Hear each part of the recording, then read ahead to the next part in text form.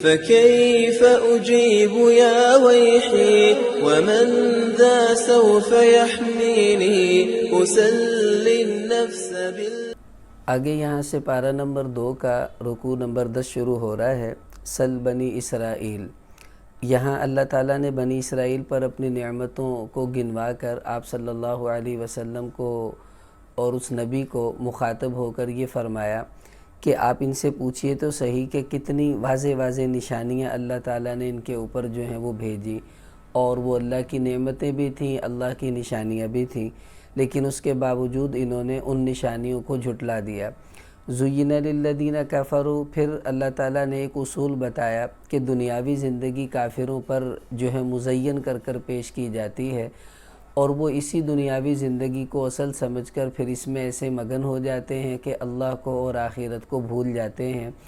تو مسلمان کا یہ رویہ نہیں ہونا چاہیے۔ تو یوں سمجھ لیں یہ ہمیں سبق ہے کہ یہ کافر کا رویہ ہے کہ وہ دنیاوی زندگی کو سجی ہوئی دیکھ کر اس میں مگن ہو جاتا ہے۔ مسلمان ایسا نہیں ہوتا، اس کی نگاہ تو جنت کی نعمتوں پر ہوا کرتی ہے۔ آگے پھر اللہ تعالیٰ نے فرمایا کان الناس امۃ واحدہ، کہ پہلے لوگ جو تھے وہ ایک ہی امت تھے، ایک ہی عقیدے پر قائم تھے اور ایک ہی مذہب پر قائم تھے۔ اب یہ کون سا زمانہ ہے؟ مفسرین فرماتے ہیں کہ ایک ہی عقیدے پر رہنے کا جو دور تھا، آدم علیہ السلام سے لے کر حضرت ادریس علیہ السلام تک، یہ تقریباً 1000 سال بنتے ہیں۔ اس دوران کوئی شرک نہیں تھا، کوئی کفر نہیں تھا، سب ایک ہی طریقے پر، ایک ہی عقیدے پر قائم تھے۔ اس کے بعد پھر تھوڑا بہت اختلاف اور تفرقہ ہوا، اور بعض مفسرین فرماتے ہیں کہ نوح علیہ السلام کا جب طوفان آیا تو بہت سے لوگ غرق ہو گئے، اور جو کشتی میں تھوڑے سے بچے تھے وہ سب ایک عقیدے پر قائم تھے، مسلمان تھے، موحد تھے۔ تو اسی کی طرف اشارہ کیا جا رہا ہے کہ کان الناس امۃ واحدہ، کہ پہلے لوگ جو تھے وہ ایک ہی عقیدے پر قائم تھے۔ پھر کیا ہوا؟ اللہ انبیاء بھیجتے رہے، لیکن بعد میں کیا ہوا؟ فیما اختلفوا فیہ، کہ اختلافات شروع ہو گئے، اور اب تو اللہ معاف فرمائے ایسے اختلافات کا دورہ ہے۔ حضور علیہ السلام نے تو یہ ارشاد فرمایا تھا کہ بنی اسرائیل کے 72 فرقے بنے تھے، میری امت کے 73 بن جائیں گے، اور یہ فرقہ بندی انہی اختلافات کی وجہ سے ہے جو دین کے اندر پیدا ہوتی ہے۔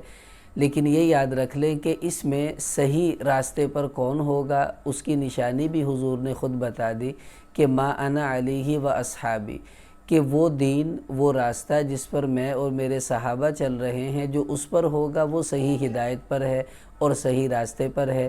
ہمیں بھی اس کی فکر کرنی چاہیے کہ ہم بھی اسی راستے پر اپنے آپ کو جو ہے وہ قائم رکھیں۔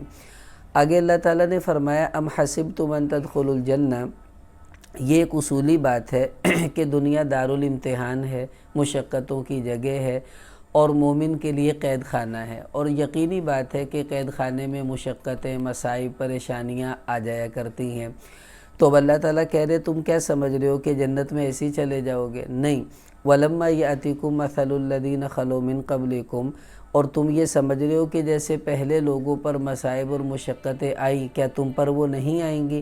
کیا تم پر بھی آئیں گی؟ مَسَّتْهُمُ الْبَأْسَاءُ، اور ان کو جو ہے اندرونی بیرونی مشقتیں اور تکلیفوں کا سامنا کرنا پڑا، اور وَالضَّرَّاءُ، اور جسمانی مشقتوں سے بھی ان کو گزرنا پڑا، وَزُلْزِلُوا، اور اتنا زیادہ وہ ہل گئے ان مصیبتوں کی وجہ سے کہ اس زمانے کے جو رسول اور ایمان والے تھے وہ بھی کہنے لگے متی نصر اللہ، کہ اللہ کی مدد کب آئے گی۔ دیکھیں یہاں پر ایک اشکال یہ ہوتا ہے کہ ایمان والے اور انبیاء آخر انہوں نے یہ کیسے کہہ دیا متی نصر اللہ، کہ اللہ کی مدد کب آئے گی، حالانکہ ان کو تو اللہ کی مدد پر یقین اور بھروسہ ہونا چاہیے تھا۔ تو یہ سمجھ لیں کچھ چیزیں ہوتی ہیں بشری تقاضا۔ بشری تقاضے کا مطلب کیا ہے؟ آپ کو پتہ ہے کہ آپ کے والد صاحب لاہور سے ساہیوال کے لیے چل پڑے ہیں، انہوں نے فون کر دیا میں چل پڑا ہوں اور میں راستے میں ہوں، لیکن پھر بھی آپ ان کا انتظار کرتے کرتے راستے میں ان کو ٹریفک کا سامنا کرنا پڑا، رش ہو گیا اور دیر ہو گئی، تو اب آپ کہیں گے پتہ نہیں وہ کب آئیں گے، پتہ نہیں وہ کب آئیں گے، حالانکہ پتہ بھی یہ آ رہے ہیں اور یہ بھی پتہ ہے وہ راستے میں ہیں، لیکن بے چینی میں انسان ایسی بات کہہ دیتا ہے بے اختیاری طور پر کہ پتہ نہیں کب آئیں گے۔ اس کا یہ مطلب نہیں ہے کہ ان کے آنے میں شک ہے، بلکہ ان کے آنے میں انسان کو جلدی تھی، اور تاخیر کی وجہ سے یہ کلمات صادر ہو جاتے ہیں۔ بالکل ایسے ہی یہاں پر ایمان والے اور انبیاء علیہ السلام کی زبان سے یہ نکلا متی نصر اللہ، کہ اللہ کی مدد کب آئے گی، تو یہ بات توکل کے منافی نہیں ہے، اس لیے کہ اللہ کی مدد کا وقت متعین نہیں تھا کہ اس وقت آئے گی۔ اب مثلا آپ کو کسی نے کہا میں 6 بجے آؤں گا، تو آپ کو یقین ہے کہ 6 بجے سے پہلے آپ یہ نہیں کہیں گے پتہ نہیں وہ کب آئے گا، پتہ نہیں وہ کب آئے گا، تو 6 بجے کے بعد کہیں گے۔ اور اگر کوئی یہ کہے کہ میں آؤں گا لیکن یہ نہیں پتہ کب آؤں گا، تو اب آپ ہر وقت یہ کہیں گے پتہ نہیں کب آئے گا، پتہ نہیں کب آئے گا۔